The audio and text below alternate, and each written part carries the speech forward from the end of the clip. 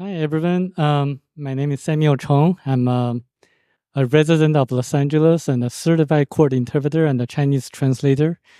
And when I was young, I was always fascinated by the unknown, the paranormal.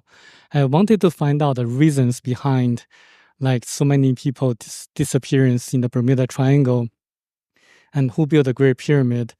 And I was always thinking that we were progressing not fast enough. What if we just learn from the ETs that have a advanced civilization? What if we just learn from them the knowledge, the technologies, and we can just take the shortcut and progress at a much faster pace? So I was always in my subconscious mind looking for information on ET contactees. So back in 2014, I was searching on Amazon for books like that, and I found this book. At that time, it was called Abduction to the Ninth Planet. So at that time, I was thinking it's just another book. By that time, I was reading so many books on the UFOs and ETs, and and I borrowed the book from the library because it was selling very expensively on Amazon. And I checked it out, and I couldn't put the book down because it answers all my questions about the Bible and also the unknown, the paranormal. So I'm going to share some of the stories, how I tracked down the author. The reason for me doing that is that the book, to me, contains so much incredible information already, but in the postscript, Michel Desmarquet, the author, says there are more incredible things that he was not allowed to write in the book because we were far from understanding them. I was thinking, other people wouldn't be able to understand that's reasonable. What about me? You know, I guess I'm smart enough to understand it. So I really wanted to find out what he didn't write in the book, and he wasn't allowed to write in the book. So I searched on the internet, and I found that several tourists took photos of him, and he was residing on a southern island in Vietnam, but they didn't want to disclose his exact address because he didn't allow them to do so. And then, so I found a website that posted this photo where his bungalow was. So this is a picture of his bungalow. I printed that photo out and showed it to the taxi driver when I landed on Foucault Island and asked him to take me there. And on the second try, he took me there. So that's how I met him. He was really annoyed at my visit in the first place because he was kind of wanted to have a quiet life, and he didn't want people to seek out for him for the book. I tried to ask him a lot of questions about what he didn't write in the book. He didn't really say anything to me. Even when we played chess together, he didn't get distracted.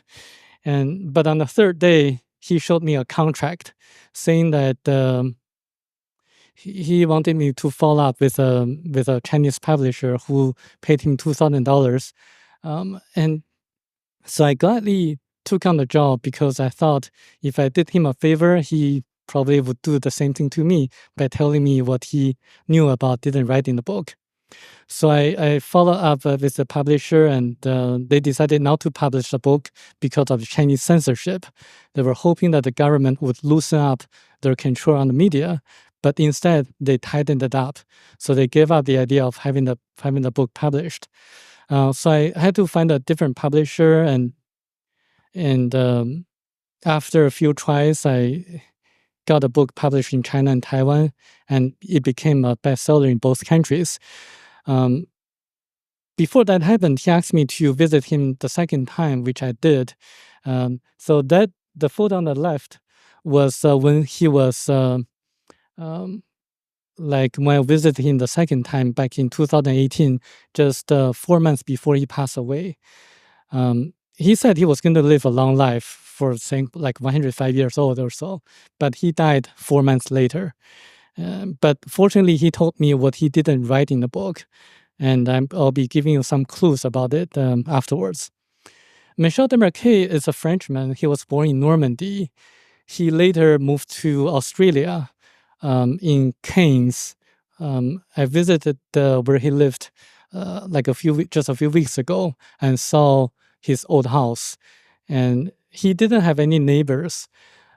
So it's a very secluded area. In the backyard, it's just a national forest, and I guess it's coincidental that I was able to get in touch with the translator who translated his book from French into English. Her name is Kay Smith. So I'll be talking to her in the next few days or so. She is traveling right now. Something about me is that I work with a lot of lawyers and doctors as a certified court interpreter. So it's pretty hard for me to believe just anything that people say. I need proof, I need evidence, and the facts need to resonate to me. So, but this book is so different, is that it seems to be like the book, the most important book that I ever read in my life. And also reading the book so far has been the best investment that I've ever made in my entire life. Remember, I also have a financial background. I studied economics and I studied financial analysis. So I read all the books by Warren Buffett and Jim Rogers, George Soros, and all those investment gurus. But nothing is compared to this book because it's so significant. It talks about the meaning of life and far more important than the material life that we all live in.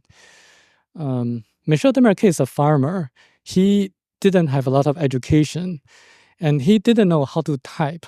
Just imagine some like a landscaper in a remote village, remote city in Australia that just lived a very normal life, raising cattle and plant and taking care of his plants.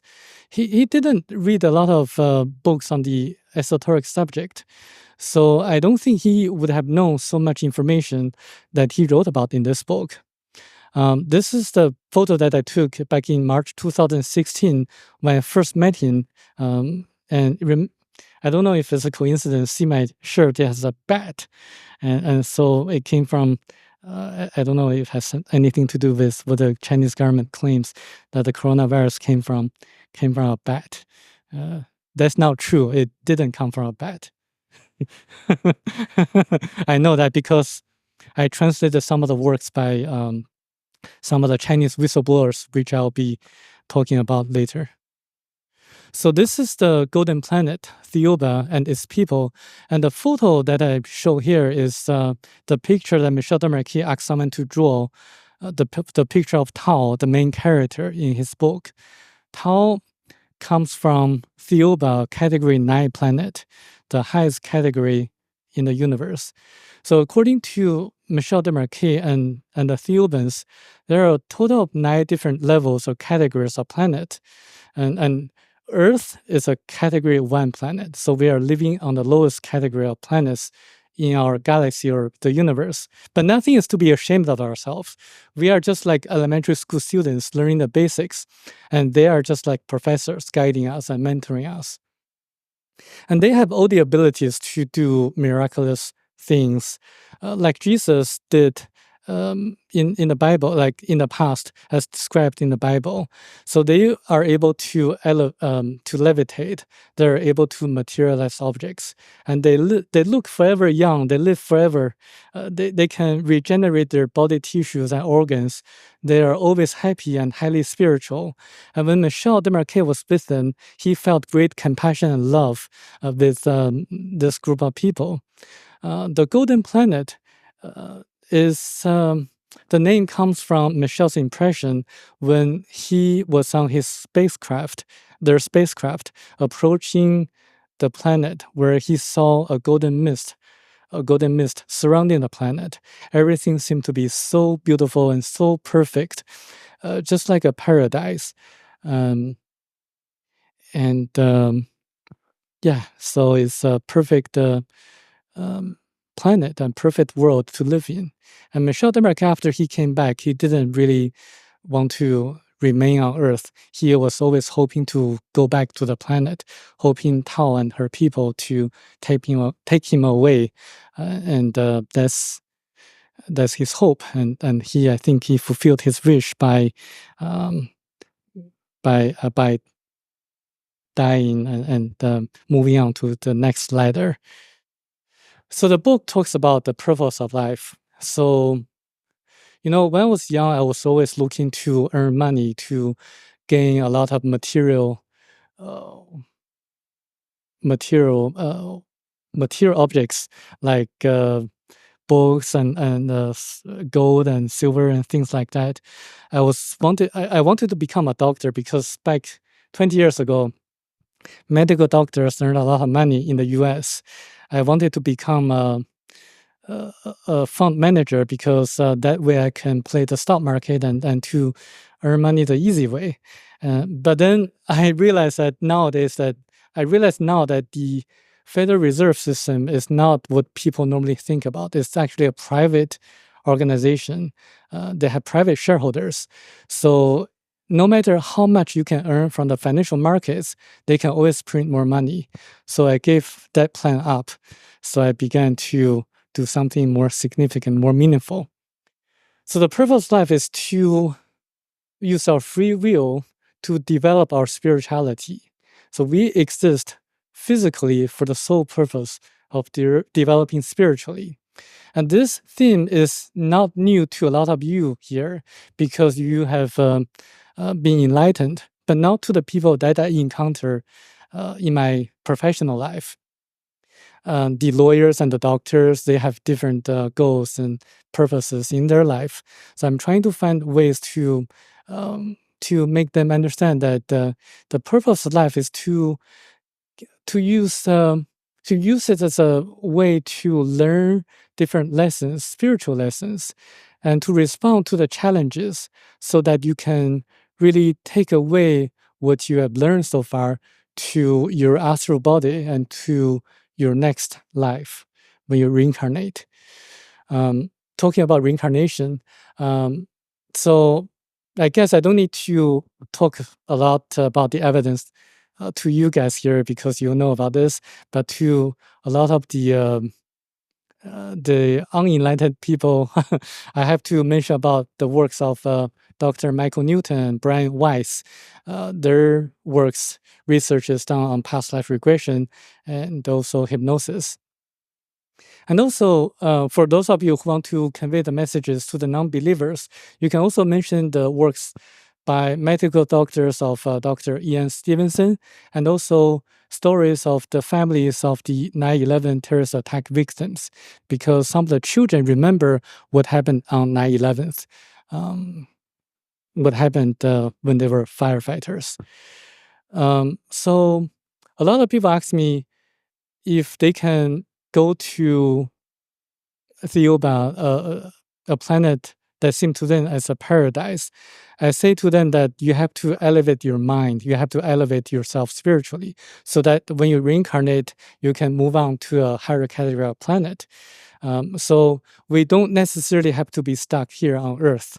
We learn our lessons here and we move on. So it really depends on how you live this lifetime and how much lessons you accumulate in this lifetime. The book also talks about a lot of the existing archaeological sites, such as the Great Pyramid of Egypt. To me, the answers of the channeled answers, or some of the answers, have to be reasonable and resonating to my heart. And this book talks that the Great Pyramid of Egypt was built by Thoth about 17,000 years ago, using anti-gravitational technologies and ultrasonic vibratory systems. And I guess you have heard of stories about Tibetan monks using a musical instrument, making sounds to make huge stones to elevate, to levitate. They use a similar anti-gravitational technologies in the sense that using a vibrational frequency to cancel out or neutralize gravity. So they're able to make the huge stones aligned in a certain way to build a Great Pyramid of Egypt. They also use the ultrasonic vibratory systems to cut the huge stones in a very precise manner. And Thoth was a man from Atlantis, and he built the Great Pyramid in 9 years. I know some of you know Billy Meyer, and he received some information that the Great Pyramid was built using 200,000 slaves used in a 40-year period.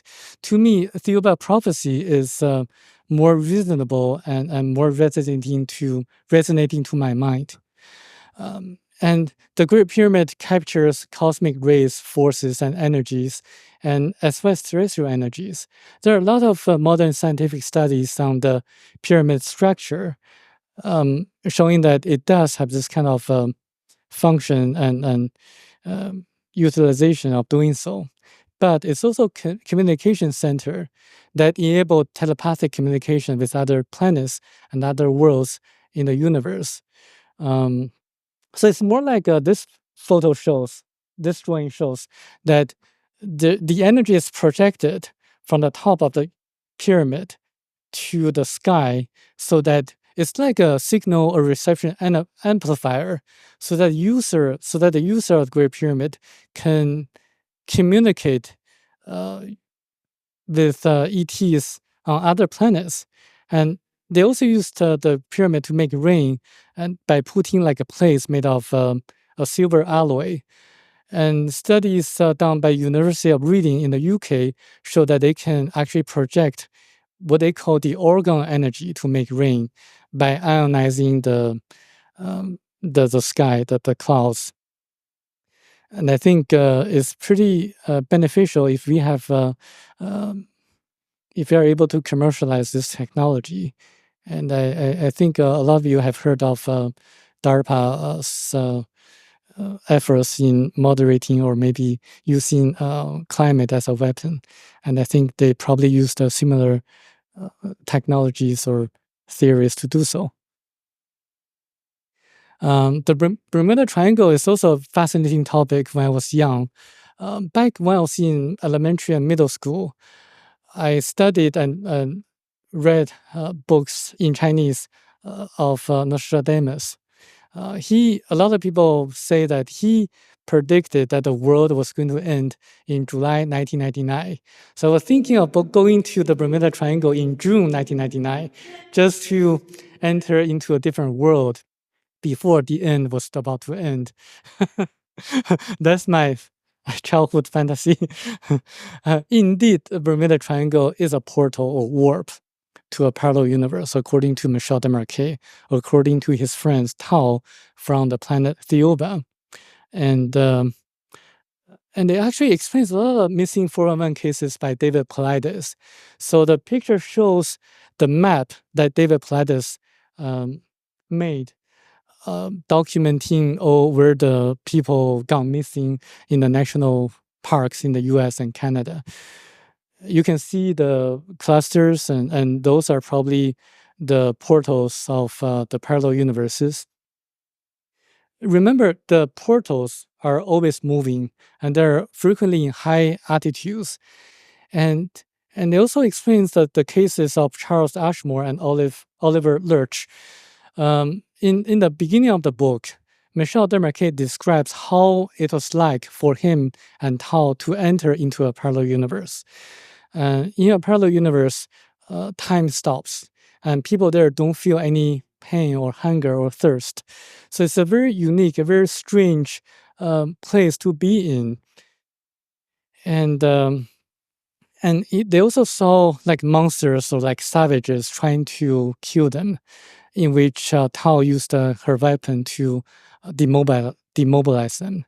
So I think it explains a lot of the paranormal events that documented by people, like where they saw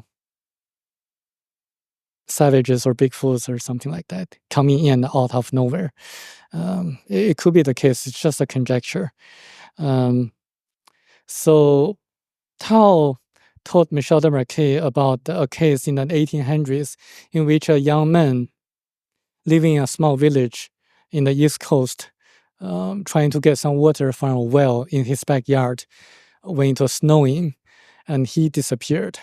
It was very easy to just follow his footsteps because it was snowing, but the footsteps like disappeared in nowhere in the middle of the snow. And I checked it out. I found that's the cases of Charles Ashmore and Oliver Lurch.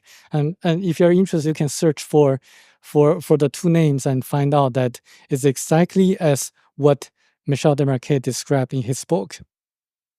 So the ETs have been watching us and trying to help us, and in a certain way, this is according to this book.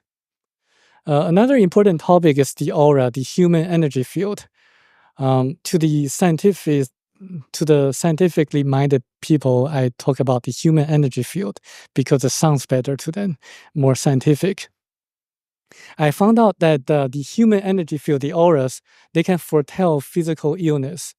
For example, when Barbara Brennan, a former NASA scientist, when she saw her friend having like a grayish color in her friend's liver area, 3 or 6 months later, her friend was diagnosed of liver cancer. So similar things happen over and over again to the aura readers. I want to ask you, how many of you can see auras, the colors of auras? Raise your hand, please. Very nice, very nice. So it's a very, very useful tool to see if someone is having physical illness or if someone is lying, because it can indicate if a person has evil intentions or if a person is lying.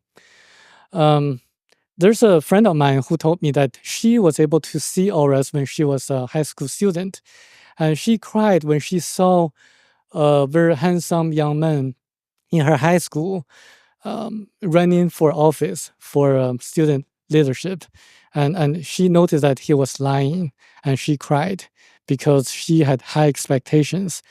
So if you are able to see auras, you can tell if whether a politician is lying or not.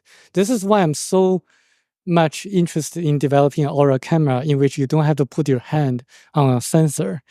And so that you can really tell whether a politician is lying or not.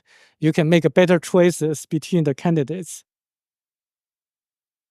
Because auras affect our physical health, I asked some of the aura seers, aura readers, to see what can possibly affect auras negatively and positively. I was told by multiple aura seers, aura readers, that auras are affected by your mind, the mood, and certain sounds, vibrations, and alcohol. So that was one of the reasons I don't drink at all, and cigarettes, and this is why I don't smoke at all, and hallucinogenic drugs. This is why I tell people not to use hallucinogenic drugs. And this is very important. I know in the spiritual community, a lot of people want to try some of the hallucinogenic drugs.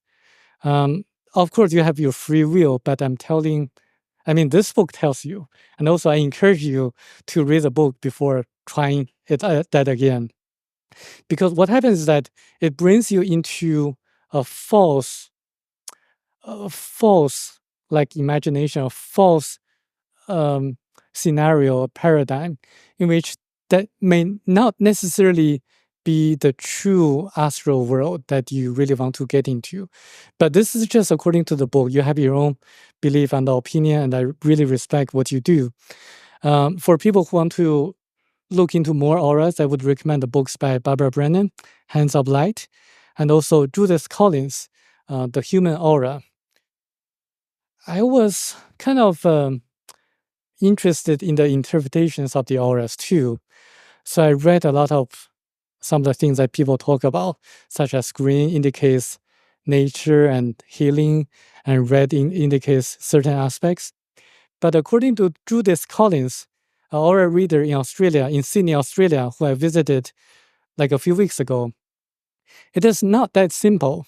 It's the combination of colors that indicate a certain significance, and also the gradients and the different kinds of specific color may differ a lot in their interpretations.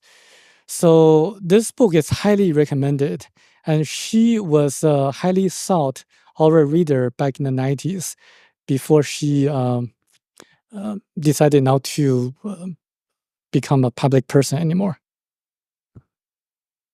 So time machine is another interesting topic mentioned in the book. So I strongly suggest you, those of you who haven't read the book, to read it, because you're going to be enlightened and receive a lot of knowledge. And I'm trying to make the world a better world in the future. I'm trying to change the course of the future. Why? Because I know if you don't do that, something is going to happen. And so I think one of the ways for us to really change the course of the future for the better is to have sufficient knowledge to empower ourselves with knowledge. And this book, Thiaoouba Prophecy, contains knowledge such as a time machine. According to that, time machine is actually, everything is recorded, what we do and what happens on Earth, by a psychosphere or vibratory cocoon that rotates or turns at the speed 7 times that of light. And for those of you who really want to access the Akashic record, you would want to try to elevate yourselves and try to make your vibrations high enough and fast enough to the speed 7 times the speed of light. And I do believe some people can do that, as documented by James Churchward when he visited a temple in India. I think the monk in that temple was able to do so to access the Akashic record. Of course, the people on Thiaoouba, Tao, and her people can do the same. And they actually showed Michel de Marquet what happened in the past, back 14,500 years ago, when the continent of Lemuria sunk into the ocean. It also tries to help the U.S. government to develop successfully a time machine. So the book was written in 1989. The abduction took place in 1987, and the book got published in 1993. By that time, the U.S. government hadn't developed successfully a time machine yet. So the book was telling the U.S. government to focus on the vibrations, not the wavelengths. Because according to the Philadelphia experiment, they were trying to make the ships disappear by projecting a certain wavelength of signal to the ships, and something unexpected occurred. There was a distortion of time and location. So that's when they were projecting certain wavelengths into those ships. But so in order to successfully develop a time machine, they should instead focus on the vibrations. Lemuria, I guess a lot of you know, is an ancient civilization that existed in the Pacific Ocean. And this photo on the right, this picture on the right, is the closest map that I could find documenting the exact locations of Lemuria, of Mu and Atlantis. The people on Lemuria had a very successful and highly civilized civilization. They originally came from the planet Arimo X3 back 250,000 years ago. And they came to Earth because of overpopulation. I would say to those the New World Order people that there's a solution to overpopulation is to migrate to a different planet and not to depopulate us. So they migrate to Earth and encounter Chinese people who were living on the northwestern corner of the continent of Lemuria, or Mu. The Chinese people were highly suspicious of foreigners, and they're still highly suspicious of non-Chinese people. I'm Chinese, so I can say something about it. So they had a war with the people from Arimo X3. So they decided to build bases on the far side of the moon. This is something very interesting because additional evidence would come up in the future to prove the things written in the book. For example, there are bases, man-made bases on the the far side of the moon. And indeed, when our astronauts went on the moon, they saw something that weren't broadcasted to the people on Earth. And they were warned off from the moon because we were not ready to explore the universe. Michel Desmarquet had an interview or had a lecture in which someone asked him about if we are ready or able to explore the galaxy or the universe. Michel Desmarquet said, no, we are not ready. Imagine that when you are in a zoo or in a forest in China, when you see two groups of gorillas or monkeys fighting against each other, would you invite them to your beautiful mansion? No, you wouldn't, because they're not ready. They would pollute your mansion, your beautiful house. So similarly, we are not ready. We are not even ready to live harmoniously and peaceably among ourselves yet. There are a lot of wars around. So we definitely need a lot of spiritual advancements to be able to explore the galaxy. So this explains a different question. Will the aliens invade us in the future? The answer is twofold. One is that if they really wanted to do so, they would have done that many years ago. Not now. Why not? Why not? Why not now? Why not in the future? I mean, if they really wanted to do so, they would have done that long time ago. And the second reason is that if we were warned off from the moon, if we were prevented from exploring the universe, the Thiaoubans would do the same thing to the other ETs or aliens who are not ready. So they would prevent them from doing harm to us. So this extends to the topic of the grace. Michel Desmarquet was telling something that's not written in the book. One of the topics was related to the grace. The grace were people or ETs who live on Category 1 planet, and they were and are a dying race because they have increasingly decreased immune system. They implanted devices on us to observe us how we respond to similar situation, because we have had the same problem since 1948 after the explosion of the atomic bomb. So they do that to us just to observe us. And the Thiaoubans say they have been monitoring their activities just to ensure that no harm is caused by the devices. I would say there's no danger, and I have friends who encountered the grace, and she had a lot of positive experiences of being healed by the grace from her injuries. After I became a small public person, a lot of people came up to me and with a lot of information. So I'm pretty happy that to have additional evidence and support from people who have encounters with different ETs or grays. So in my personal belief that the grays are friendly. No need to worry about that. And similarly, the Lemurians are responsible for some of the ancient structures in South America and in Asia, in which people say that the huge stones cannot be built even with modern technologies, like the Puma Punku and elsewhere. They have very high, sophisticated technologies to build a Great Pyramid because they pass the knowledge to the people on Atlantis, to people like Thoth, because they colonized Atlantis back 30,000 years ago. And a white race existed on Atlantis. So Michel Desmarquet was asked a lot of times where the white race came from, and he really didn't elaborate, except by saying that they came from a planet and landed on Atlantis.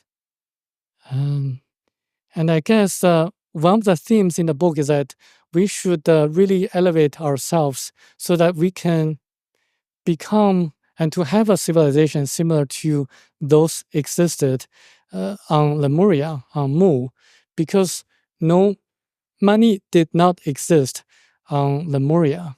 People just took whatever they wanted from the market.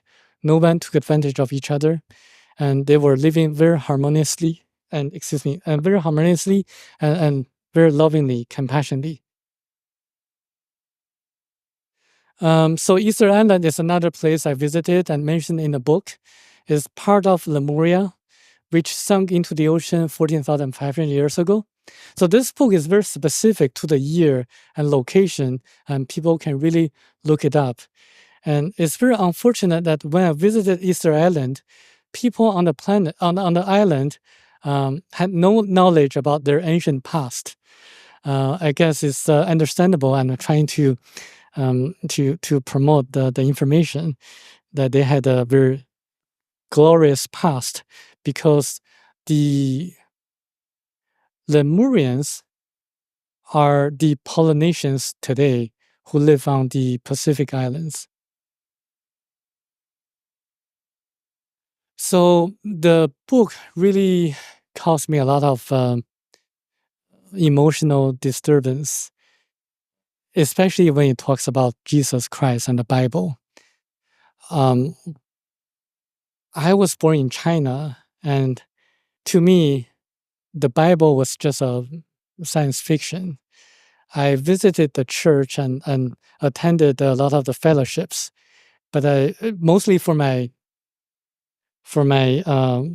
business interests and to establish connections so that I get more business from the people who go to church. And I didn't believe anything that the pastor said in the Sunday worships, more sermons. To me, Jesus was just a fictional character, because the miracles he performed just are too good to be true. And it didn't make any sense to me until I read this book, Thiaoouba Prophecy. In this book, it says God is God, but the Jehovahans are actually the Thiaoubans. They were responsible for punishing the people in the two cities, Sodom and Gomorrah.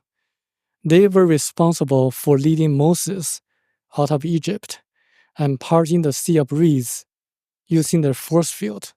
And they were responsible for giving manas to the Hebrews. And they chose the Hebrew people because they were the only people who were practicing spirituality at that time in the ancient past. And also because originally the Hebrews came from a Category 3 planet, and they landed on Earth accidentally. And that's against nature. So they decided to choose the Hebrews as example to lead the rest of the world and to on the path of spirituality. But as I suspected, the Bible was intentionally distorted, because when I interact with the Christians, especially the evangelicals and the fundamentalists, they say you got to believe everything that the Bible says, word for word, to the word, and otherwise you're going to go to hell. And to me, that's just very unreasonable. It really doesn't make a lot of sense. And because the Bible was written 2,000 years ago, almost 2,000 years ago, it was compiled by people. So when they had the council meetings, there must be a lot of debates and discussions about what's to be put in the Bible and what's to be removed from the Bible. And this book, Thiaoouba Prophecy, specifically pointed out the 4 council meetings in which they intentionally distorted the original meanings of the ancient scriptures. And in addition, the Bible documented something that happened 2,000 years ago. And back then, people didn't have a lot of technologies. People didn't have a lot of ways to communicate with each other or people from faraway places. And Jesus and Christ had to use a lot of parables to explain the basic concepts so that people can understand. It's just like us trying to explain the dangers of the atomic bomb to the cavemen. We have to use a lot of illustrations and parables and also analogies for them to understand. This is what Christ did to us, to the Hebrews, and using a lot of stories and trying to illustrate the importance of following the spiritual path. And here is the most interesting part. The book talks about Jesus and Christ being two different characters, two beings. When I was reading the Bible, I was always questioning the Bible, the New Testament, why there's no record of Jesus performing miracles before the age of 30. Why was that? Suddenly he just became this omnipotent and person able to do everything that he wanted to help the people and saying the things that are so profound and spiritual to the people. And why not the young Jesus? Even though the young Jesus was highly intelligent, able to have a conversation with the teachers of the temple, but he was nowhere near what Christ did when he began preaching. And also, the book mentions that there's a tomb of Jesus Christ in Shingo Village, Japan, which is, I don't know if I put that photo here. Okay, I didn't. But there's people can look it up on the internet. There's a tomb of Jesus Christ in Shingo Village, Japan.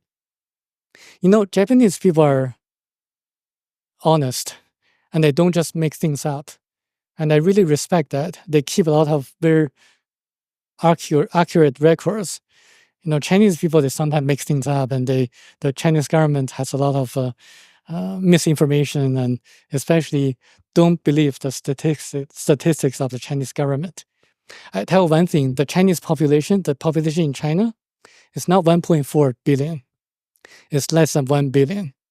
According to electricity usage and the consumption of salt, those two data cannot be misconstrued or faked, or they don't know that they could lead to the real numbers of the population.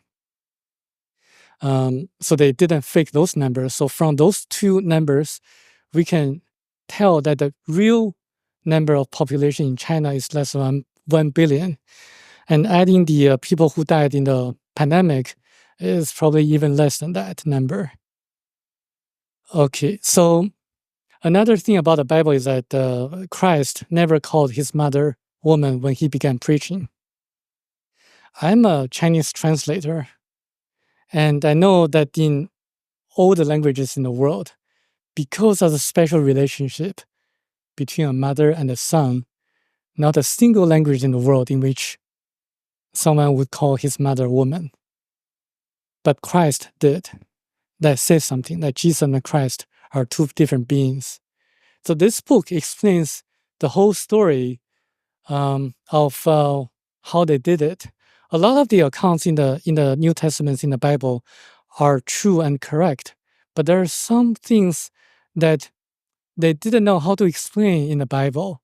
So they kind of made certain things up in order to make the story more consistent. But Thiaoouba prophecy has a different perspective and different angle in which everything, at least to me, makes sense. So regarding the birth of Jesus, but there's something good about the Chinese people. I have to say that they keep very thorough historic records. The Chinese Communist Party may not necessarily do so, but the ancient Chinese dynasties, they have specific astronomical records that they keep that are consistent or they match with the descriptions in the Bible.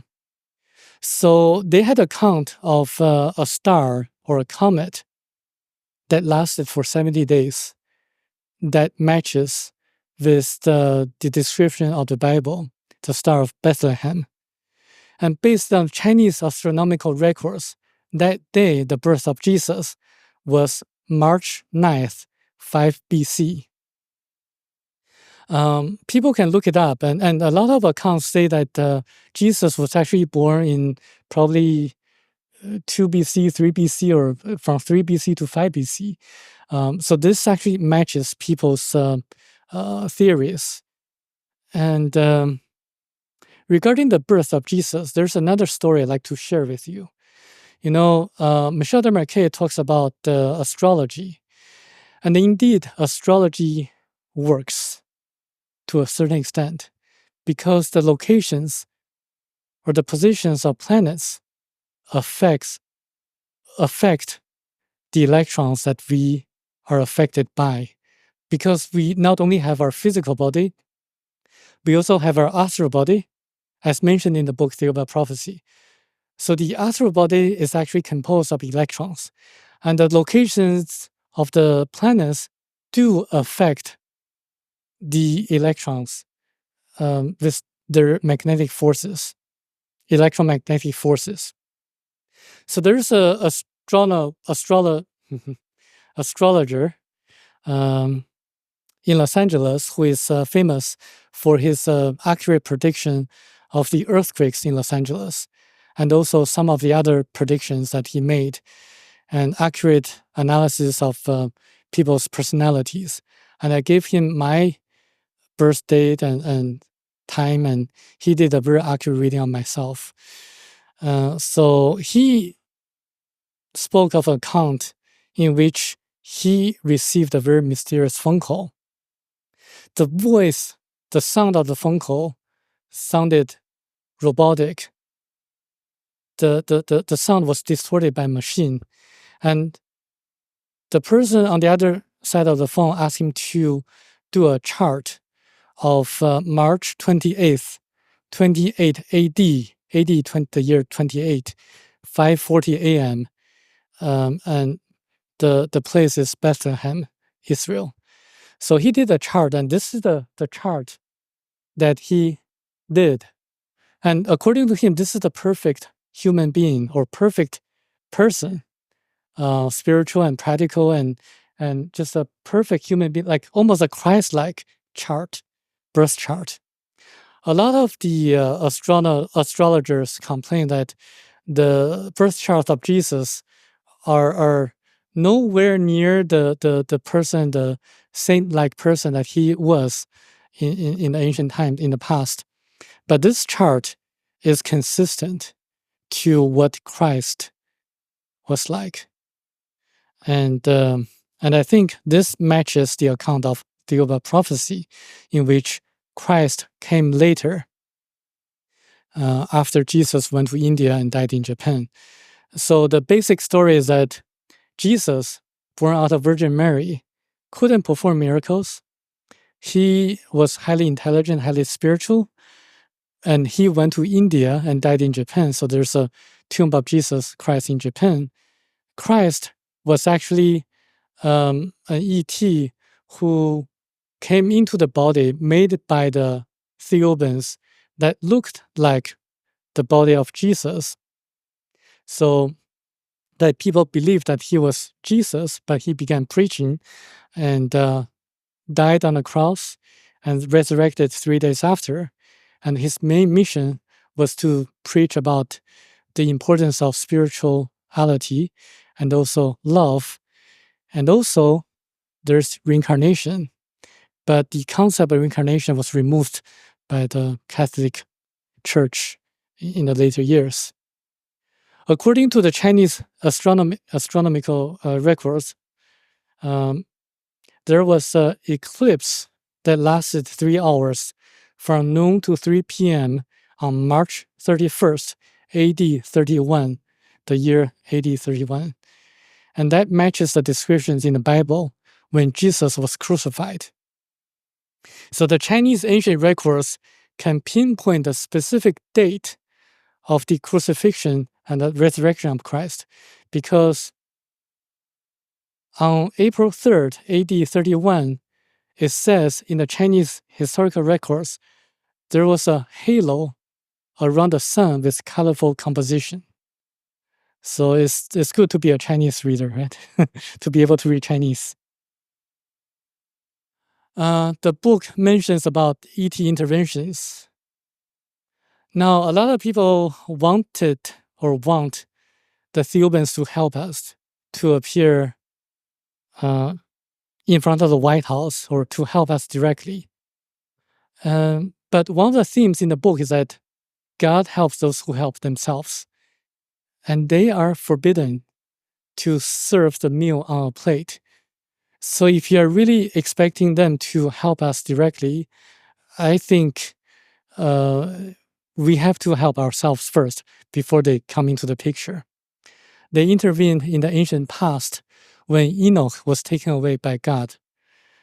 Michel Demarquet says that the description of the book of Enoch match with what he personally experienced. And he believed that Enoch was taken away by the same group of people, the Thiaoubans, to their planet. And I want to bring your attention that according to one book, 40 or 60 years, between 40 to 60 years later, Noah was told to build an ark. And Michel Demarquet was told to write a book in 1987. So they intervened also in ancient past in Sodom, regarding the Sodom the Gomorrah's destruction. And regarding the reason for the destruction of the two cities, you got to look at the Hebrew, the Jewish texts. The people in the two cities were so evil that they really punished the people who were compassionate. It's not just because of sodomy. There were a lot of other reasons for the destruction of the two cities. And they had a lot of cruelties and punishments for people who came into the two cities, who were guests of the residents of the two cities. And of course, they intervened by having Jesus born out of Virgin Mary from the embryo implanted by them, and also Christ, just to perform miracles so that people at that time could believe the teachings of Christ.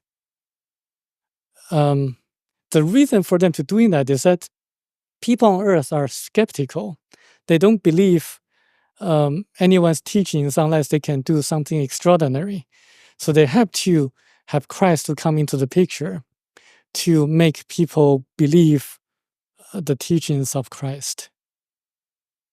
They also helped the US government to develop the atomic bomb indirectly by preventing Germany from being the first country to develop the atomic bomb. This has a lot of evidence and proof. There's a German scientist called Heisenberg. He was on the verge of developing an atomic bomb for Hitler. But he made a stupid mistake, a miscalculation, making Hitler to believe that it would take a tremendous amount of the materials that the Germany didn't have at that time to make atomic bomb. So Hitler gave up the plan, and the U.S. government was able to develop the bomb ahead of Germany, and that's the story there. The book also has a lot of practical information by giving us hints and suggestions and directions of technologies that can really benefit us, that are safe, effective, and cheap, inexpensive. For example, color therapy is one thing.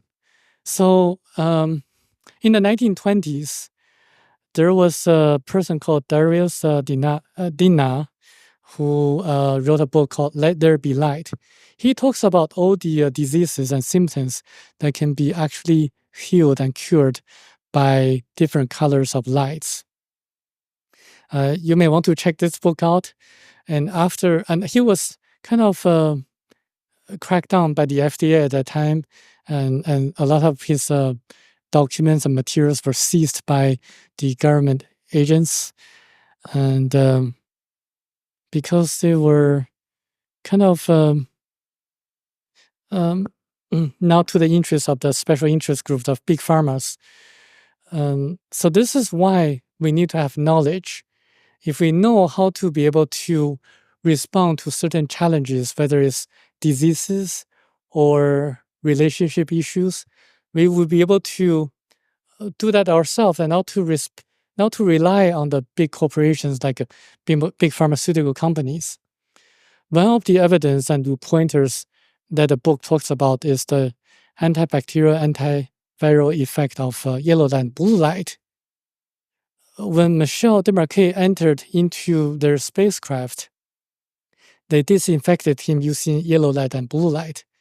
And now there are modern researches, some of them by Harvard Medical School, showing that blue light, certain wavelengths of blue light, have antibacterial, antiviral effects. So, the Chinese people are really smart in a certain extent, in a certain sense. And after this book became the bestseller in China, some people came up with a blue light device that people can take home and treat themselves,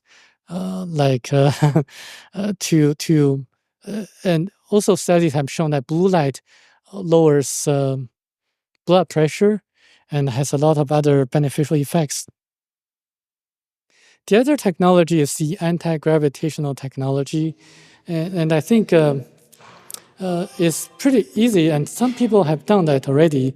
Like the Hutchinson's effect is one of the things that people can look up to, in which he neutralized gravity by accident. And also healers. I think a lot of healers wonder why they have the healing abilities, and I think everything is about the vibrations. And everyone can be a healer. I tried it myself.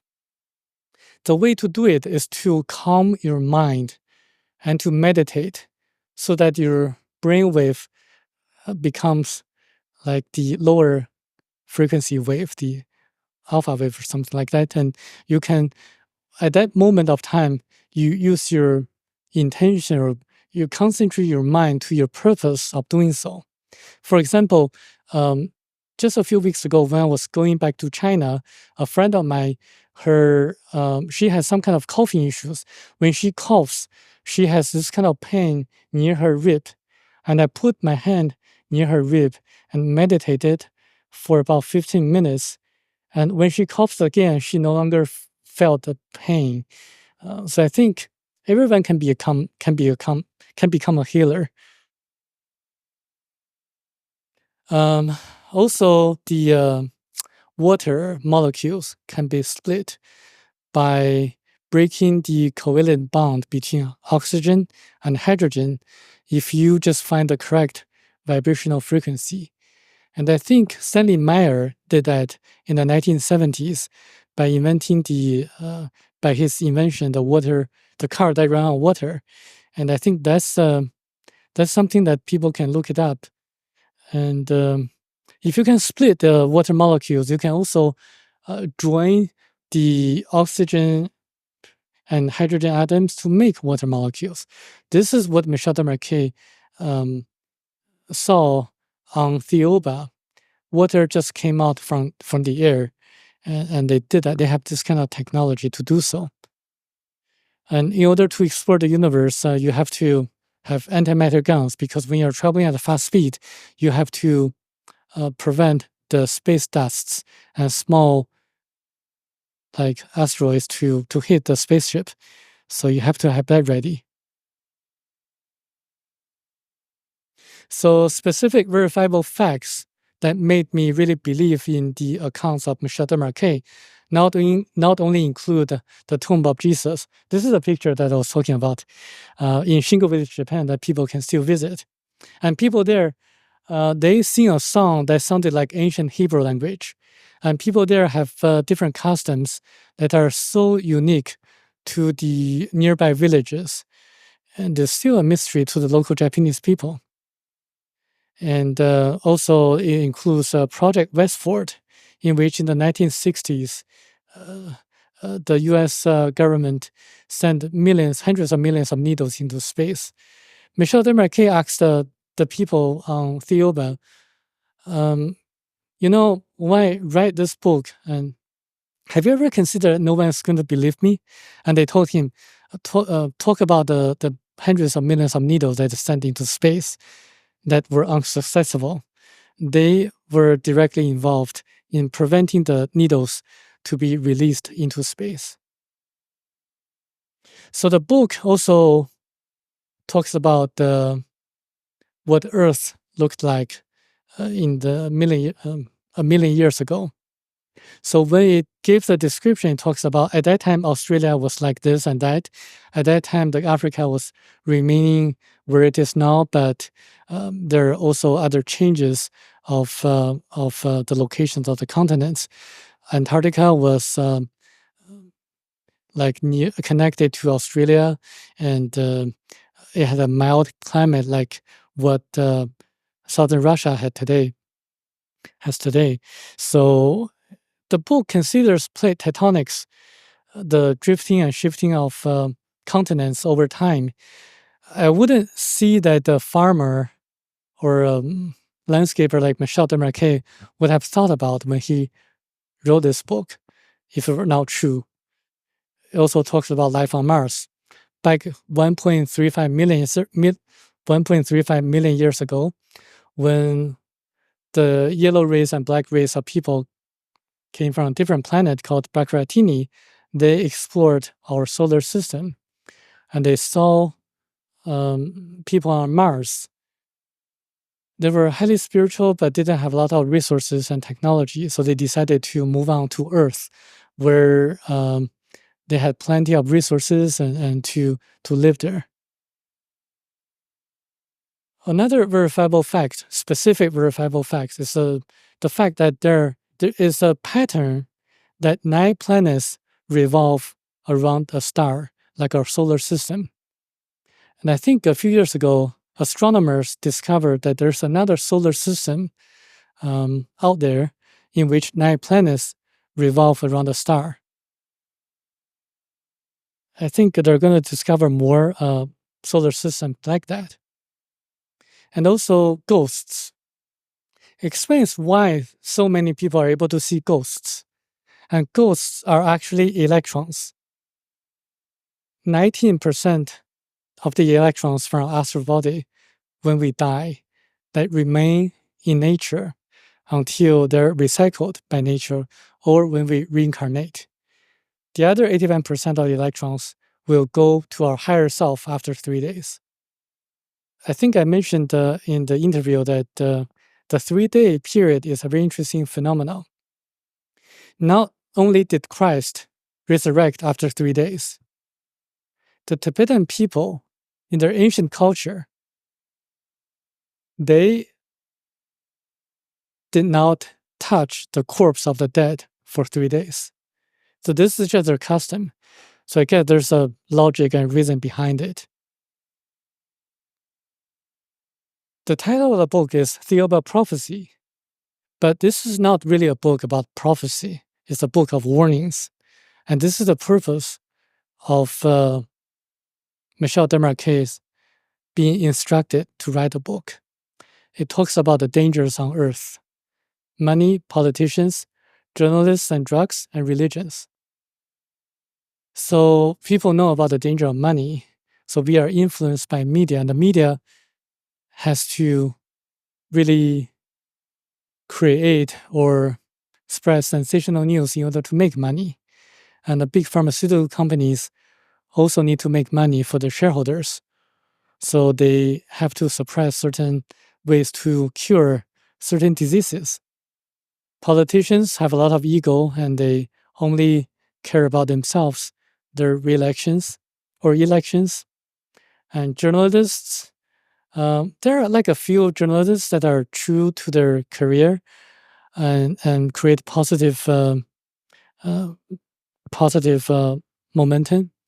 There's one website I like to recommend, the Good News Network, that spread good news to people, like inspirational news, people helping each other and saving the environment, saving animals. Drugs, it means hallucinogenic drugs. This is something that I've been really reluctant to talk about this, because among my spiritual friends, they have all tried all those hallucinogenic drugs in order to explore the psychic sphere. I would say read this book and have your own opinion on it. Personally, I wouldn't take any drugs. I would use hemp because it's non-hallucinogenic, but not THC. Noise is actually one of the most dangerous things on earth because it damages our astral body. I asked about the people who can see auras. They confirmed that if a person is surrounded by noise, the auras, the human energy fields, they are kind of distorted and also kind of get damaged. So quiet place is good for you. The central theme is that technology is dragging your civilization down and pushing it closer and closer to moral and spiritual catastrophe. I have personal knowledge and personal experience on how technology is changing our world. In the last few weeks, I've been working in my professional life for a fund manager, or like a fund manager in China. It actually manages one of the largest mutual funds in China. They visited a lot of the technology companies in Silicon Valley, in San Diego, Boston, and New York. And artificial intelligence is actually a very hot topic right now. And they are talking about how AI is going to change everything we do. But imagine if we all rely on AI, what's going to happen? And right now, AI, artificial intelligence, is limited by the computing power. But quantum computing is coming up. It's becoming more mature. So when quantum computing combines with AI, then AI is going to be without limit. I think that's going to be a fundamental change in how people live their lives. And you can imagine how people are going to use AI to do something that may be detrimental to our spiritual growth. The solution, I know we all talk about the Illuminati, which I'll shed light to that. And we'll talk about how bad the politicians are and how evil the Chinese government is. But the solution really lies in love and the cultivation of the mind. And just like the teachings of Christ, we all need to love each other, even our enemies. And the hardest thing to do is to love our enemies. Jesus Christ said that it's very easy for you to love someone who praises you. But what about loving your enemies? You know, I tried really hard to do so. I'm still working on that. And I hope that we can work on that together. To change the world to a better world in the future requires knowledge and concerted actions through nonviolent resistance. For those of you who read the book, you know that the Thiaoubans took great pain and efforts to bring Archie from a different planet of Category 1 to meet with Michel Desmarquet. Just to tell his story, how the government of one of the countries on the planet was changed just by just 4 people who preached about spirituality and love. They got killed by the government on that planet. But a few months later, everyone woke up. Everyone acted together through love and nonviolent resistance. The police joined the force. Everyone joined the force. And the government had to back down. And I think they're suggesting that we can do the same thing here on Earth by waking more people up so that people can know that the solution lies in concerted actions through nonviolent resistance, but it has to be based on knowledge. I don't mind being one of the 4 people. Building a better future. Now, I know a lot of you may have different challenges in life, but I'd like to let you know that one of the most important sentences in the Bible is the kingdom of God is within you. Luke 17:21. You know, the church people, they want you to follow the teachings of the priests or the pastors, but really, they should tell you to follow your own guidance, your intuition, and your gut feelings. Because when God created every one of us, it inserted a tiny portion of itself to each one of our physical bodies so that He can experience what we do through our physical bodies. So we are part of God, and God is part of us. And that's a very important message in the original scriptures in the Bible. So empowering yourself with knowledge so the right decisions can be made. And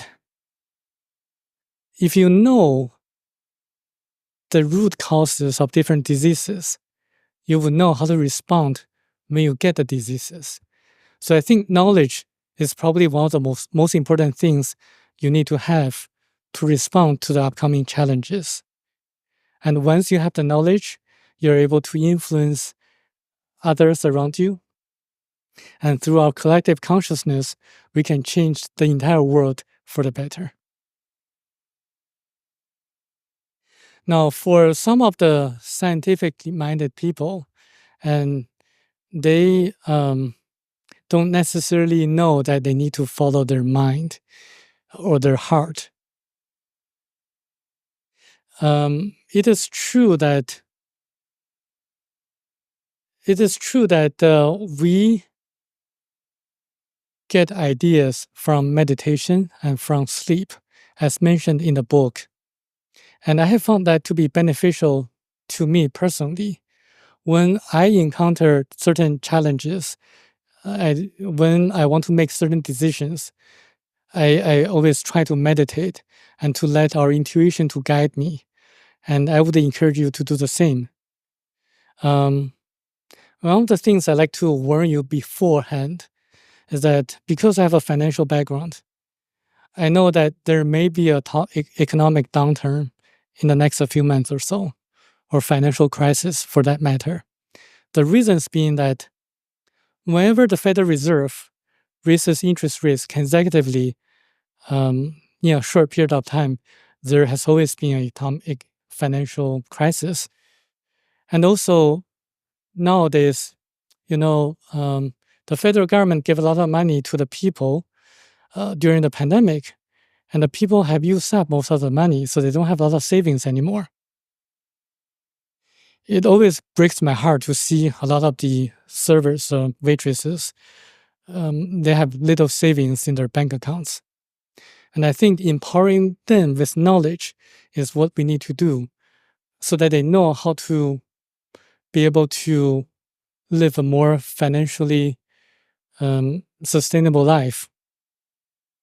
For example, health insurance. We pay a lot of money to the health insurance companies. I have found a trick that you can just go to a community college, get a student health insurance for about a few dollars per semester in California. And if you know how to deal with certain diseases, you would know how to prevent diseases from happening. And that's actually the best way to live a healthy life. The best way is to prevent it, not to treat it after you have the disease. It's important to let your friends and family members know that we live a spiritual life and we don't take away material wealth when we die. And I think Napoleon, even when he conquered a lot of territory and land, and he was regretful when he died, when he was about to die, that he suddenly realized that even though he had a lot of wealth and territories, and he couldn't take away any of those. So it's good to take full advantage of your life and to enjoy and to respond to the challenges and to accumulate and to gain spiritual lessons. Again, knowledge is power. So regarding health, we really don't need to rely on the big pharmaceutical companies, their drugs. And I have personal experience and stories to tell you. Some of a small number of people in the big pharmas, they know how to cure diabetes, but they don't want to let you know because they have to let you to rely on the tablets, the drugs, and insulin. And at least for type 2 diabetes, you can really change and reverse it by changing your diet. But there are certain issues with, there are certain ways to do it and not what you think of. I would suggest you to follow the advice of Anthony William, the medical medium, because he wrote at length how you can change your diet and live a healthier life. And he talks about cancer, heart disease, diabetes, obesity, etc. You know, I come from a Chinese family, and Chinese parents always want their children to become a successful person like Jeff Bezos and Bill Gates and Carlos Slim and the super wealthy. And there are a lot of books in China who write about how you can become a successful person. And those books sell really well in China. But there's a recent study just came up a year ago that simulated according to people's abilities and luck. And the result is that people become successful not because of their knowledge or abilities, but it's pure luck. If you really want to read into that, just go to the link and I can share my PowerPoint with you. And there's no need to envy Bill Gates or people like that because they have more challenging like environment, challenging lessons to learn. And I don't think Bill Gates is learning it well. Yeah, they have a lot of temptations. Like, when you become super wealthy, a lot of people try to cater to your wishes and try to get a piece of your wealth. And just like flies, they, yeah, the analogy. Yeah. So I'm just going to give you a few, like briefly, some of the knowledge that I learned that may be beneficial to you. Most cancer, I know a few cancer types are caused by radiation or asbestos, but most cancers are actually caused by the combination of different viruses and toxins, chemical toxins. It's even documented by the American Cancer Society, but they listed the reasons or the causes separately.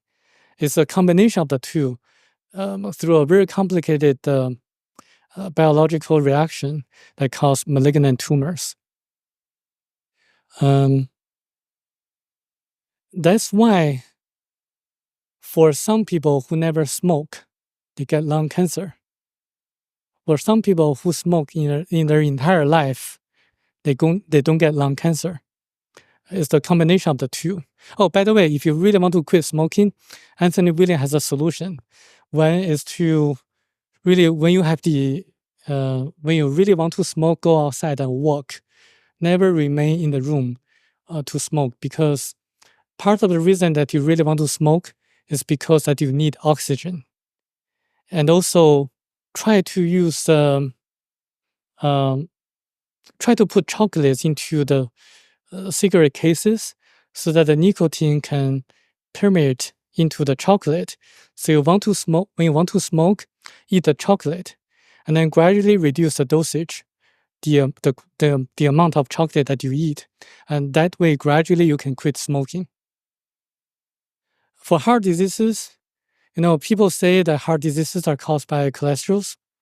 Not really. That's only part of the reason. The main reason is viral infections to the blood vessels. The proof is that the Eskimos who live in northern Canada, they didn't eat any fruits or vegetables. They ate a lot of fats, animal fats, and they didn't have any heart diseases back then until recently. So it's the inflammation caused by the viruses that cause the accumulation of cholesterol. And stroke is actually is by a similar account. It's also caused by viral infections in the brain. Diabetes. If you really want to control diabetes, this is all according to Anthony William, not me. I'm just trying to spread in the words and the knowledge. If you really want to reverse diabetes, gradually reduce the medication you take, especially for type 2 diabetes, and don't eat any fats because they cause liver stress. And liver is connected to pancreas that secretes insulin. And also try to be not too stressful in your life, because when you are too stressful, it causes adrenal glands to secrete additional adrenaline, and which is bad for your pancreas. And a lot of people say, being diabetic, can you eat things that are sweet? The answer is twofold: yes and no. Yes, you can eat fruits that have natural sugar in it, because the natural sugar binds nutrients so that they're beneficial to you. But the artificial sugar, like the candies, are processed, and they're bad not only for your pancreas, but also for your teeth. So this is why in the ancient past, when there were no candies, and also for the people in Africa who don't eat candies, they have very good teeth, and they don't need braces. It's the modern technology, the processed foods and artificial sweeteners and the candies that cause a lot of tooth decay and issues with diabetes. So obesity, you don't learn how to lose weight from a Japanese sumo. I'm pretty skinny. So you can count my words. So what I do is that I eat a lot of fruits and vegetables and natural foods. So I don't eat any cakes or candies because they're made by different processes. When you do certain, I don't know, there are not a lot of options here, right? But I'm just saying that when you go back to your home, you know this, so you know what to do. And so you eat potatoes, tomatoes, and sweet potatoes, and things like that, the things that are natural. The best would be organic food. And because the liver and your digestive system recognize the natural foods better than processed foods. So that's the trick. So that means no hamburgers, but salads. That means no. You can just imagine, what I do. Yeah. So I mentioned a lot. This is like a recap.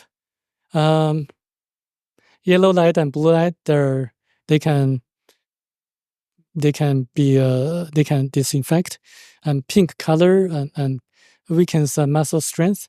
So this is mentioned in the book.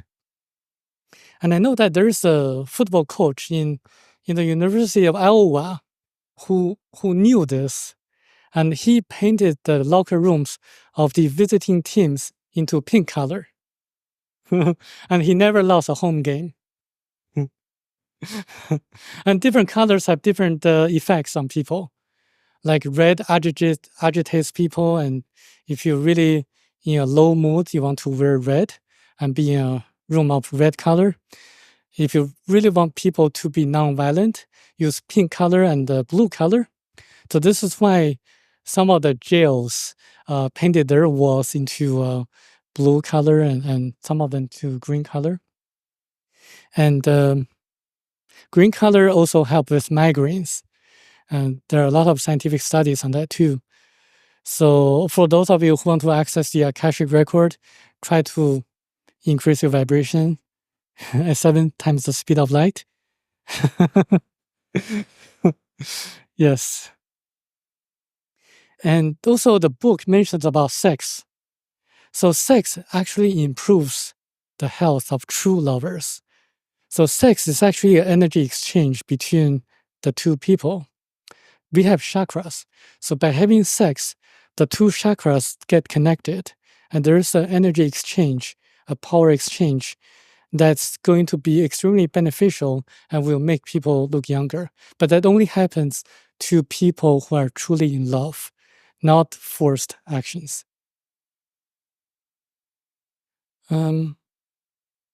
Another topic is the suicide. I know there are a lot of discussions about suicide among the spiritual communities, but suicide, in my mind, according to this book and according to this Michel Desmarquet, it is forbidden because it's a breach of contract. When you come into the life, you already chose what kind of families you're to be born in, what lessons you're to take, and what challenges you're going to encounter. So by ending your life early, you're breaching the contract. So that's a waste of time. That doesn't mean that that doesn't mean that it's a forbidden act to suicide. It's just that people who suicide have to continue to learn the unfinished lessons.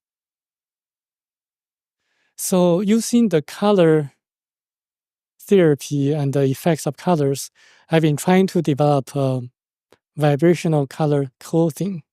So this is what I've done so far. The left side is a pattern that I have come up with. And there are probably, if you have better suggestions or solution, let me know and we can split the profit. But the key is that putting the patterns on the other side of the fabric, the wrong side of the fabric, the inside of the fabric. So like this model, beautiful lady is showing. So it's inside of the fabric. So I know manufacturers in China who can make this. I'm just trying to make the patterns perfect. And I know a lot of talent. I'm not an artist, and I know a lot of you can do a better job than I do. Feel free to contact me. So knowledge is power. So let's talk about the pandemic, the COVID. So being Chinese, I'm pretty privy to certain information, especially information from the Chinese whistleblowers that I'm privileged to work with. I'm going to just to present the facts, and you can reach your own conclusions. SARS occurred in China 20 years ago, and it's a type of coronavirus. COVID just happened. It's also another type of coronavirus. And according to the Chinese state official media, it's really rare for the Chinese government to admit something that they did incorrectly or wrong. According to the official Chinese media, it was caused by a lab leak. It's actually mentioned by the vice premier of the Chinese government, who was known to speak out the truth. But COVID, we know that it came from a place near the Wuhan Institute of Biology. So SARS, according to the Chinese official and according to a book that I helped to proofread from Chinese into English, that SARS was man-made. That book was actually written by someone from the Chinese Liberation Army, the Biological Warfare Department, the Chinese military. And COVID, I know some people thought it was man-made, and when they published the articles disappeared from the internet. The vaccine. So they have been trying to develop vaccine for SARS for 20 years, but unsuccessfully because of antibody-dependent enhancement effect, the ADE effect. What it is that when you try to to make antibodies inside or to inject antibodies into the human body, they don't necessarily bind with the antigens or the viruses effectively. On the other hand, instead, they create more antibodies that don't bind with them effectively. So it causes a lot of immune system effect that are detrimental to the human health. And not to mention the ingredients that they add into the different vaccines. And whether vaccines work or not is another debate. And unfortunately, a lot of the people in my professional career are vaccinated, COVID vaccinated, and I hope they have an open mind. And the other thing is that the duration of the disease. SARS disappeared after 3 months or so. To be more accurate, after 8 months or so. But most of the serious cases disappear after 3 months. But we do see a lot of variants keep coming to the US and to the world, not necessarily because of mutations. And what's your what they're thinking right now? They just keep coming. Okay. Now, the Chinese government has done a lot of bad things to the world and to their own people too. It's the Chinese Communist Party. They killed probably more than any government. They killed more people than probably any government in the world. They don't care about their own people or people in the world. So they try to. So there are certain families in the Chinese government that try to do certain things for their own benefit. So the Chinese people and the people in the world are the victims for that. So solution, knowledge, knowledge, and knowledge. If you know the source, if you know the solution, then you know how to do it. So speaking about the vaccine, I'm not saying that you should not get any of the vaccines. You have to balance the benefits and the risks. There are certain vaccines that bring more benefits than risks. I'm just specifically talking about the COVID vaccine. That it seems to me that they have more risks than the benefits. Because the social media users report a lot of side effects. And some of the side effects are shocking to people. People just suddenly have a seizure and suddenly faint and suddenly die and suddenly become disabled. And the vaccines, the COVID vaccines they belong to so-called emergency use vaccines. That means the pharmaceutical companies that make the vaccines are not responsible for any of the damages or consequences that they may face in the future, unless malicious intent is proven. So the COVID vaccines, are they safe?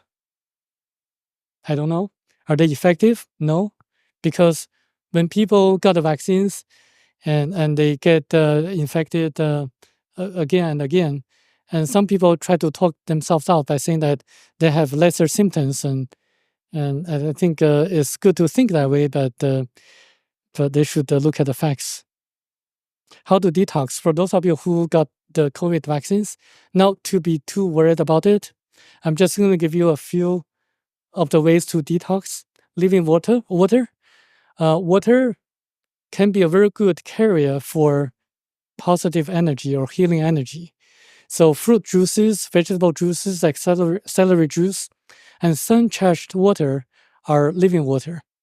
So drink that and have sufficient sunshine. When the Spanish flu came about, a lot of people got cured by taking a lot of sun bath, because sunshine is a mix of different colors and different vibrations, and they can counteract with some of the viral vibrations in your body or the vaccines in your body. But the key is to reduce liver stress. Fats and processed foods are two of the most damaging foods or things that can really stress your liver out. Try to eat a lot of fruits and vegetables and potatoes and things that are natural.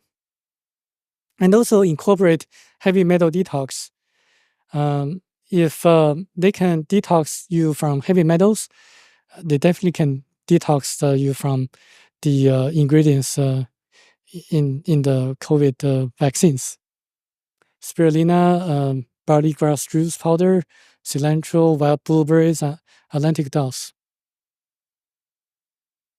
Speaking of the vaccines, I think a year ago or so, when I was doing my translation, a friend, actually a client of mine, who came into my office with her husband, who happens to work at a pharmaceutical company or ingredient company that supplies the ingredients to the pharmaceutical companies that make the vaccines. So I seized that precious opportunity by asking him, "Oh, did you get vaccinated?" He said, "No." I said, "Oh, how come?"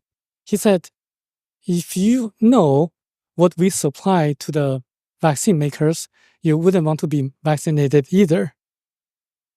But he has a vaccination card. Yeah.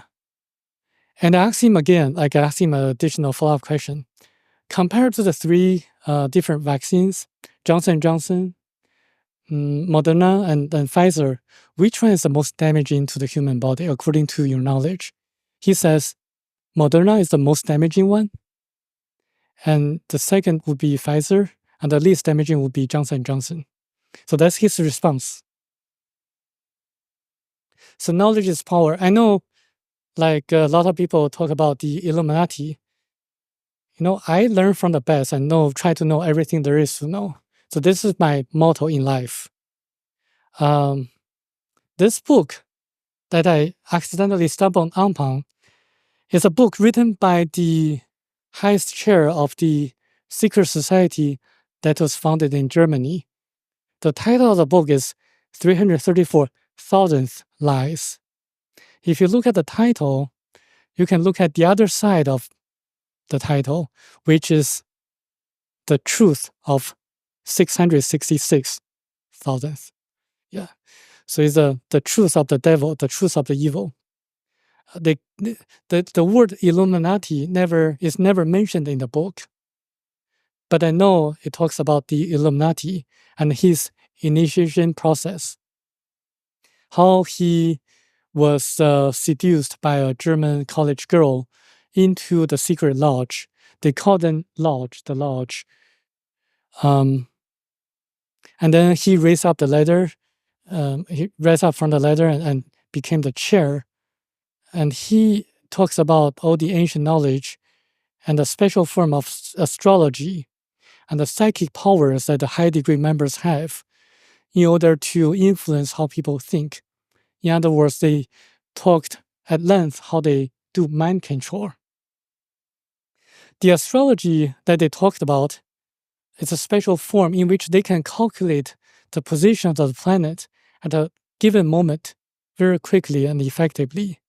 And they utilize that knowledge to see what's likely going to happen in the future.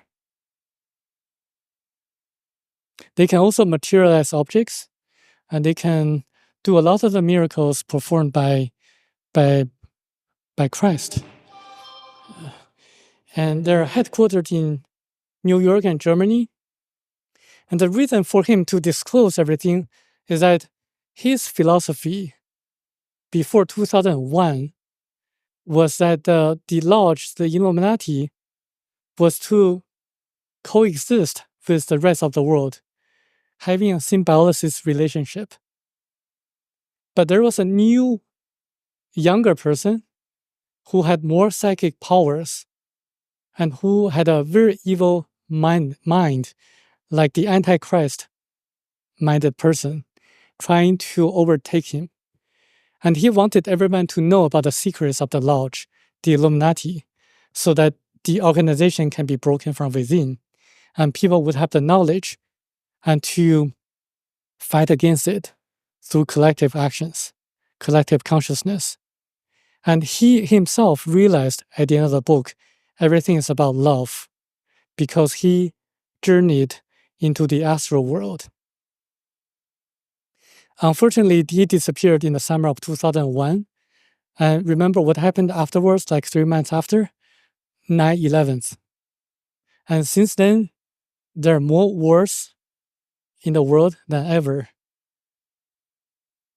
I don't know if there's a connection there. So what we need to do is to have knowledge and through concerted actions to raise up our collective consciousness. And collective consciousness, yes, it works because it's proven by the random event generator at the Princeton University. It's scientifically proven. And the key to changing the future for the better is through love and cultivation of the mind. So for the future, I would like to encourage everyone to work together and to seize the opportunities to preach those who, or to shed light to those who rely on the mainstream media. Because so far, I think, just my personal opinion, that we, the spiritual community, is a small world. And we exchanging information is good, but it's kind of, sometimes occasionally it feels to me that and we are preaching to the converted. So, but we need to find ways to reach out to those who have the environment to become more spiritual. Personal stories. I work as a Chinese translator, and just 3 years ago, I interpreted and translated for a group of Chinese fund managers. And after learning that the general manager of the group had a kind of interest in the Buddhist beliefs, and I immediately seized the opportunity to present the book Thiaoouba Prophecy to him, saying that, oh, this book praises the Buddha and has a lot of philosophies that are very similar to the Buddhist philosophies, but from a different perspective and angle. And it has my foreword and also my experience and stories in it. And he became interested and read the book. And so this is my way of spreading the words and trying to find an angle to tell him about it. And also, I have worked in the past week with a cannabis vape maker. And I was in China last week, actually. They make this kind of vaping products or hardware devices. And I encourage them to look into using the device for essential oils, because you have to find something to generate their revenue. You cannot just ask them to stop everything that they do. You have to find a replacement. And I think essential oils combined with the vaping device would be very beneficial for the human health, especially for the infectious diseases like the flu, COVID. It blocks the entrance of the viruses from the nasal tunnels or things like that. And currently I'm also working with Daniel Xian, or I call him Danny Xian, the former counsel of the Disclosure Project. He worked for the Disclosure Project for 20 years with Dr. Stephen Greer, but no longer. I'm actually still learning because I'm still in law. I'm actually in law school, the last year of law school, and they require me to have an internship. So I thought, why not just to intern with Daniel Xian or Danny Xian? So I reached out to him, and it became a click.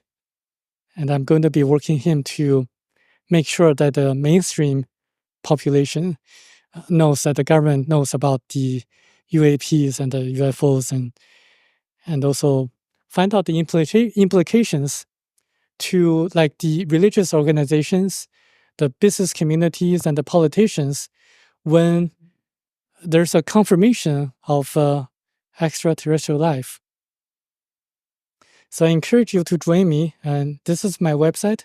You can also follow me on Facebook, and I'm happy to answer any of the questions that you may have about the topics that I've discussed so far, or about the book, or about Michel de Marquet.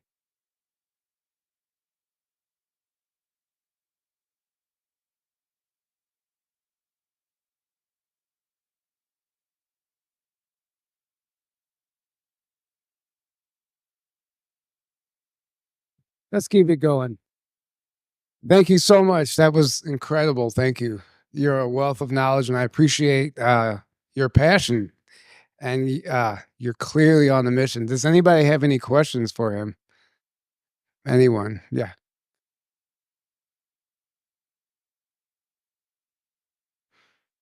I just want to commend you, man. Going in a room full of hippies and the spiritual community and say, "Hey, man, you should probably lay off the weed and the hallucinated drugs." Like, I'm just saying, man. Like, a friend tells you what you need to hear, not what you want to hear. So, like, I commend you that. And we all got opinions, and like, I'm sure it's fine with like medical stuff and all that. But my question is, with the um you talked about Jesus going over to Shino, Japan, and that they had their own like language that they or they're the songs that they had like Hebrew dialect. Is there any other like spots you've traced where they kind of like traveled that way, or is there any other evidence you found that like Jesus kind of kept heading east after he died on the cross? I had someone from the east said he did a conference and said that like Jesus kind of had a twin, or Jesus had a brother that looked exactly like him. So his brother actually died on the cross, and Jesus rose him 3 days later, and then eventually left with like Mary Magdalene and went on. So I'm wondering if you have any more info on if you can find where Jesus went or anything. Yeah. And I think the Jesus having a brother who died on the cross was something that they tried to make the story more consistent, because here you have a real evidence of a tomb of Jesus in Japan, and you have to explain how Jesus died on the cross just during that period of time, how he could travel back and forth. So I think this is when people try to make the stories more consistent. There's evidence of Jesus going to India, and I'm still trying to find evidence of Jesus in China. But there's plenty of evidence of Jesus who couldn't perform miracles in Japan. But Christ is something that we need to follow. At the exact moment when you said Jesus was buried in Japan, the dog barked. So whatever that means. I think you forgot to allude to us what Michelle left out of the book. You were going to kind of clue us in. Yes, intentionally. Well, I wrote an article about it and talking about the second coming of Christ. So the information that Michel de Marquet gave me was so specific that that is really shocking, because just like all the other things that he wrote in the book, is so detailed and so specific that it cannot be made up. And I would say I kind of alluded to the story of Enoch and Noah. So there's the timing. I kind of alluded to what's going to happen in the future, but we can change the future. So this is why it's so important for Tyler and Aaron to have this kind of platform to spread the knowledge and to let everyone know about the purpose of life, and also how to respond to the challenges that they face. If you are interested, you can read that story. And the Bible has a lot of interesting information on what's going to happen in the future. But the Bible was written 2,000 years ago. The information needs to be updated. Hi. Thank you for everything you're doing. It's really incredible. What a mission. Yeah. As far as technology, I know for a lot of us, the thought of where technology might be going might be bring on some fear and be a little overwhelming because it's not something that, it's something that's going to happen. But at the same time, I also feel like just as I see things breaking down, like the educational system and the financial system and the medical system breaking down, media breaking down, we have things like Journey to Truth and other ways of getting knowledge that are taking its place. Do you feel like as technology is coming in and some of it might have a negative or a dark kind of meaning or journey for it or method behind it, but at the same time, there's also the good technology, because technology is amazing as well. The good technology is rising as well. Yes, exactly. We have to use technology to our advantage. Remember, for example, AI, ChatGPT, the response that ChatGPT that gives can be trained. So we can just ask them to modify the responses to our favor.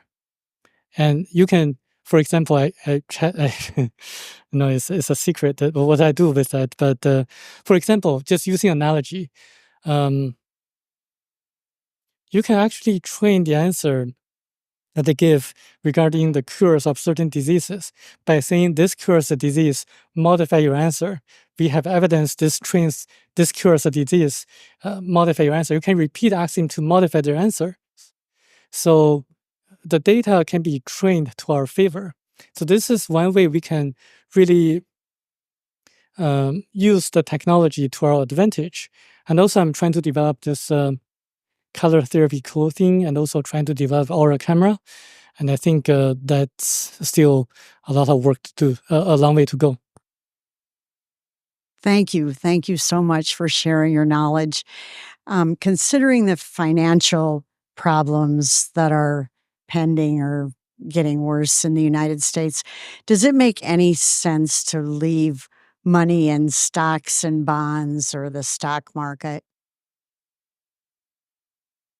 I would say for the stock market, it's a little bit, there are certain sectors, certain industries of companies that are going to do well in this economic downturn, but most of them are not going to do so. I would focus on quantum computing and also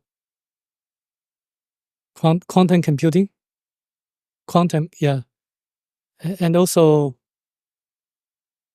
some of the other companies that just use your intuition and research. And I wouldn't leave a lot of percentage of my wealth into the stock market. I think we have to use money effectively to help people and not for personal gains. Yeah. Thank you. Mhm. Whoop. Nice spin. I guess that's it. Thank you so much. That was incredible. Let's give him one more round of applause.